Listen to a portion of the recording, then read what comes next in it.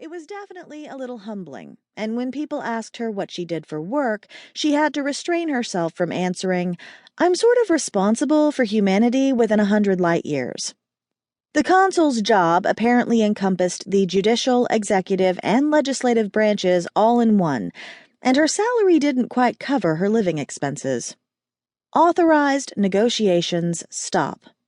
Did that mean she was authorized to negotiate with these Belugians she'd never heard of before today, or was the message referring to some third party? All she'd been able to find out was that Belugians referred to a chartered mutual company that included members from various species. How was she to locate the contract holders, much less negotiate, when she didn't know what they wanted or what she could offer? Kelly's thoughts were interrupted, and she jumped in her chair as a hot hand clasped her bare shoulder and spun her stool away from the bar. "Long red hair, black dress, green eyes," a raspy baritone pronounced. "Barkeep, I'll have what she's having." Kelly fought back the urge to stand up and leave. She hated when strange men put their hands on her without so much as a "how do you do," but she had promised Donna and the girls to spend at least a half hour with each date to give the man a chance. The service was so expensive that she intended to think of the dates as the best-paying work she would ever have in her life. Instead of stalking out or throwing her ice water in his face, she reached up and removed his hand from her bare shoulder, returning it to him with a tight smile. "I'm Kelly. You must be Branch," she said, trying not to sound downright hostile as she surveyed his tall, dark-bearded form. Not unhandsome, she decided, in a piratical sort of way, but way too aggressive and overconfident, and probably one of those guys who figures conversation is a waste of time.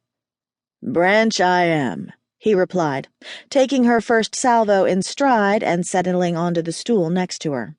"Is this your first Emus hookup?" "Actually, it is." She regarded him quizzically, pondering his choice of words. "Did I do something to give it away?"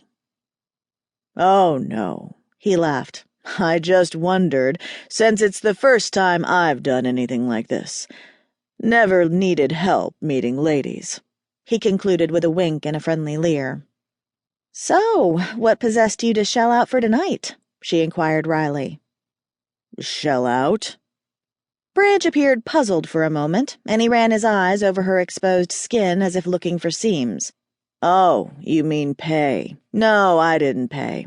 I just got an invitation from this Emus thing when we docked a few hours ago. I was going to visit a hostess house with the rest of the crew. It's kind of a tradition with sailors, you know. But when I saw your picture, I had to come." "Picture? You got a picture?"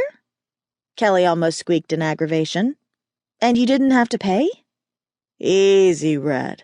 I just said that, didn't I?" Branch took the ice water the bartender brought him and drained it in one gulp.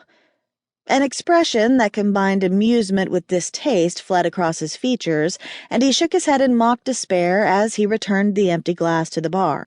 "You really do know how to party, don't you?"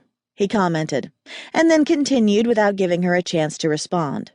"So shall we go back to your quarters, or would you rather we rent a room? I'm feeling generous, so it's my treat." "What? Wait," Kelly sputtered, after Branch rose and started for the exit as if her only logical option was to follow after him like a lost puppy. "What do you think this is? I mean, I came for a date." "A date?" Branch hesitated and stepped back to the bar. He fingered the wedge of lemon on his empty water glass and took a long look at the tray of sliced fruit on the bartending station. Then he shook his head and said, "Oh, a date. I can do that, sure. Would a half hour be enough?" "A half hour would be perfect," Kelly answered with a cold smile and brought up a digital stopwatch display in the corner of her eye.